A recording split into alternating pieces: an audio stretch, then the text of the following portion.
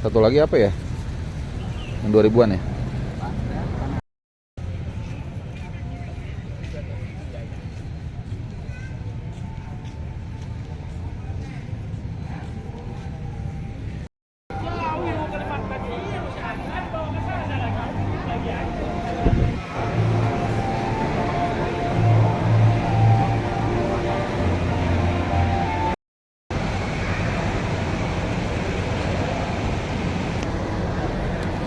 Oh, Ini pagi. Pak, pakai silakan Pak. Ya, Izin, makasih ya. silakan, Bapak.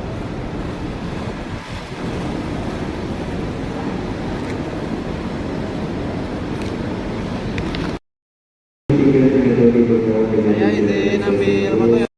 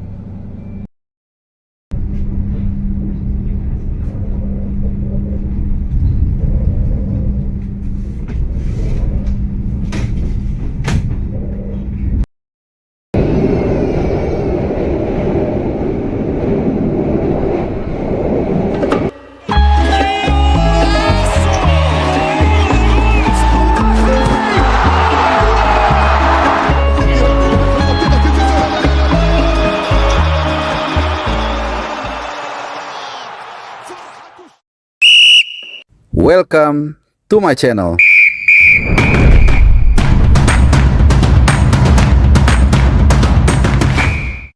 Ya, halo teman-teman semua, salam sehat dan juga selamat hari Selasa. Kembali lagi di channel Bung Harpa dan seperti biasa kita akan terus mengikuti dan juga mengupdate perjalanan timnas Indonesia di ajang AFF Mitsubishi Electric Cup 2024. Nah, saat ini kalian mungkin bisa melihat gue sedang dalam perjalanan on the way naik kereta dari Jakarta ke Solo. Ya, jadi tadi gue berangkat jam 5.45 dari Senen menggunakan gereja Fajar Utama dan saat ini gue rekam sekitar jam 12:20 ya waktu Indonesia Barat.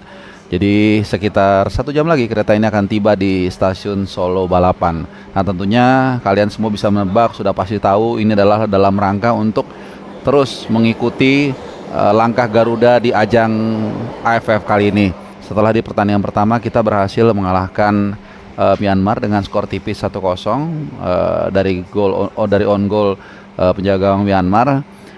Banyak catatan memang yang harus dibenahi supaya kita bisa nanti menyambut Laos di pertandingan kedua lebih baik lagi.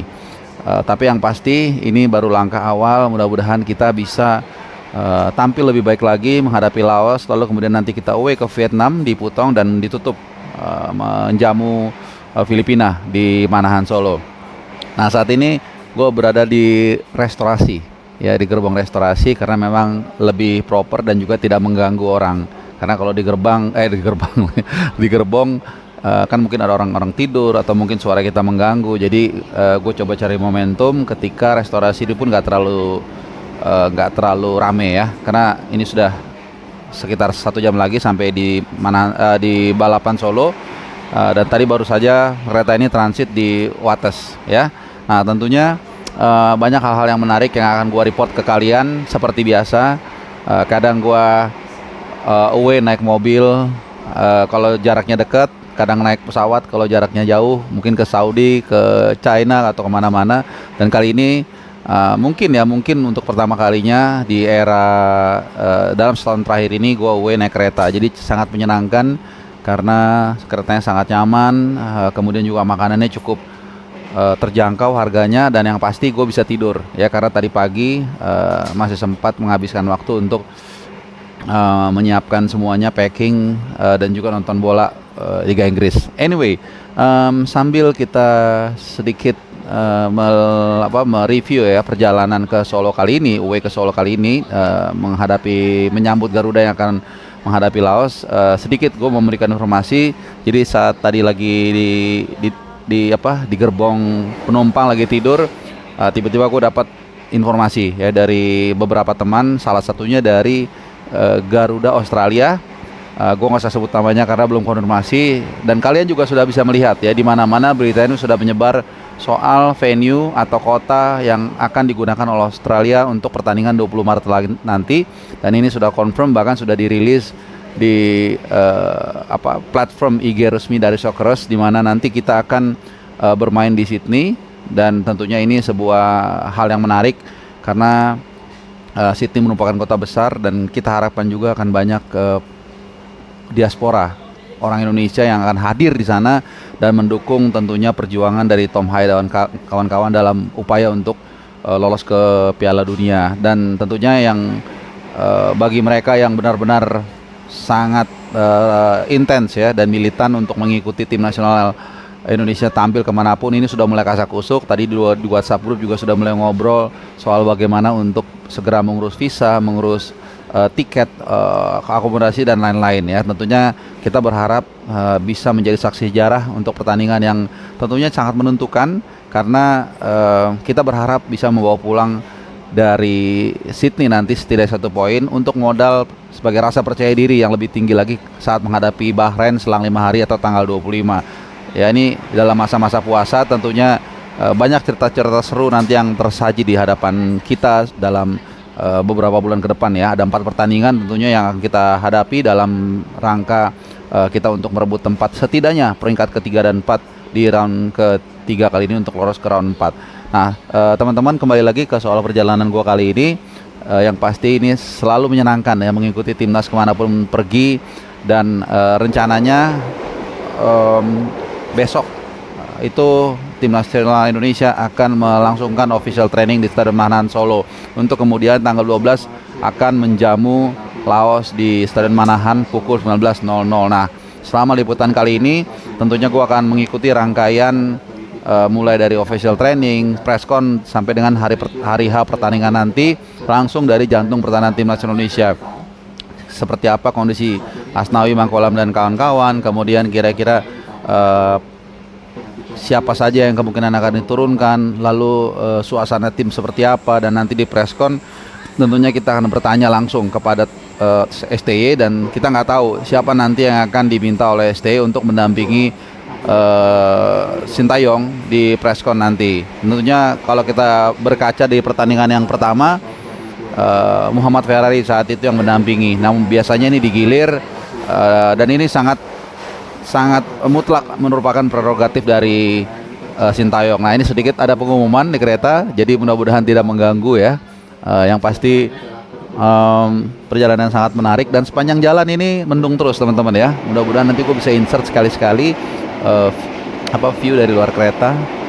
Dan ini mengapa gue selalu senang ya naik kereta, karena biasanya kereta itu kan lewat desa-desa daerah pegunungan, dan ini jadi pemandangan yang sangat indah. Dan mudah-mudahan juga hasil tim nasional Indonesia itu bisa indah saat kita mengakhiri turnamen ini nanti tanggal 2 dan juga 5 Januari 2025 ya. Kita tahu ini bukan turnamen yang berat karena kita menurunkan pemain-pemain yang usianya masih sangat muda, under 22, hanya Asnawi yang usianya di atas 22. Sementara kalau kita lihat Vietnam di grup kita, di grup B itu adalah tim yang dari 10 tim mungkin yang paling serius dan paling ngotot untuk bisa memenangkan turnamen ini dengan menampilkan tim-tim terbaik mereka termasuk pemain senior mereka. Sementara Thailand kita lihat walaupun banyak dihuni oleh pemain-pemain muda, walaupun tidak semua, tapi mereka sangat luar biasa dan mereka bisa mengirim pesan yang sangat serius dengan menghancurkan lawannya Timor Leste 10-0. Tapi gue yakin seperti sebuah informasi yang sangat classify yang gue dapat dari internal tubuh tim nasional Indonesia, salah seorang ini mengatakan ya STY adalah orang yang selalu bisa menggigit ketika terjepit, dan itulah yang kita harapkan terjadi di turnamen kali ini. Kita masih ingat saat di grup C di kualifikasi Piala Dunia ketika semua orang pesimis sehabis kita dikalahkan Jepang dan juga China, tapi kemudian STY punya tiba-tiba punya ide ya, punya pikiran yang dengan menurunkan Marcelo Ferdinand dan kemudian mencetak brace. Nah, kita harapkan juga sentuhan Midasnya itu kembali bisa kita lihat di Manahan Solo kali ini dengan mengalahkan Laos, dan juga tentunya bukan hanya itu, tapi juga bisa mengatasi Vietnam, karena kita penting untuk bisa meraih poin semaksimal mungkin di grup di grup B ini supaya kita bisa menjadi juara grup. Karena bagaimanapun juga kita bisa melihat Thailand begitu kuat di sebelah. Paling tidak kalau kita bisa juara grup, Thailand bisa juara grup, kita kemungkinan besar menghadapi tim yang lebih lemah.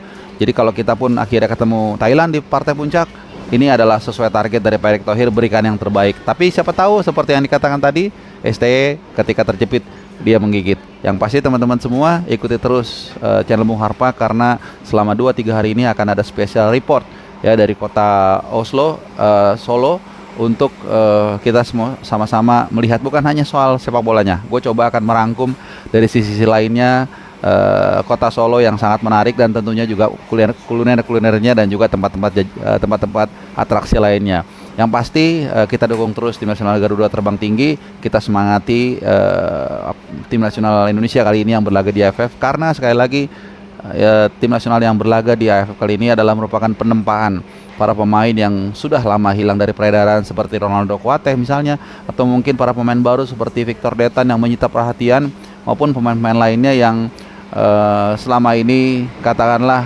belum berhasil menembus tim utama senior, tapi sudah mulai mendapatkan tempat. Misalnya salah satunya diantaranya adalah Muhammad Ferrari, kemudian Doni Tripamungkas yang kemarin nampaknya coba difungsikan oleh STI sebagai CB kiri, dan kemarin didapuk sebagai pemain terbaik. Jadi sekali lagi kita dukung sama-sama tim nasional Indonesia. Kalau ada yang kurang kita koreksi dengan baik, seperti apa yang gue sampaikan kepada salah seorang teman di tim nasional. Jadi nggak ada masalah, dia senang dikritik, tapi ya kita juga harus menjaga lisan. Kira-kira seperti itu teman-teman semua. Laporan dari on the way di kereta dari Jakarta ke Solo. Sebentar lagi gue akan sampai di Solo Balapan, dan stay tune terus di channel Bung Harpa. Terima kasih teman-teman, sehat selalu dan sampai jumpa.